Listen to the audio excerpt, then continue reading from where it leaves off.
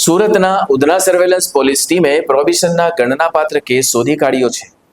Police patrolling દરમિયાન મળેલી બાતમીના આધારે ભારતીય બનાવટના ઇંગ્લિશ દારૂ અને બિયરના જથ્થા સાથે એક ક્રેટા ફોર વ્હીલર મળી કુલ રૂપિયા 15.29 લાખથી વધુનો મુદ્દા માલ કબજે કરવામાં આવ્યો છે.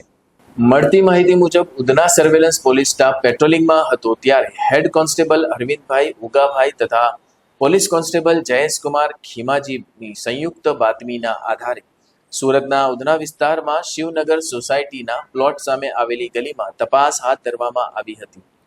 દરમિયાન જાહેર જગ્યાએ બિનવારસી હાલતમાં પડેલી ક્રેટા ફોર વ્હીલરની તપાસ કરતા તેમાંથી ભારતીય બનાવટના ઇંગ્લિશ દારૂની અલગ અલગ બ્રાન્ડની નાની નાની બોટલો તથા બિયરના ટીન મળી આવ્યા હતા.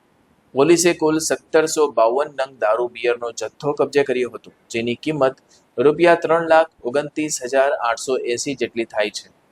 આ ઉપરાંત દારૂની હેરાફેરી માટે ઉપયોગમાં લેવાયેલી ક્રેટા ફોર વ્હીલર કારની કિંમત રૂપિયા 12 લાખ આંકવામાં આવી છે.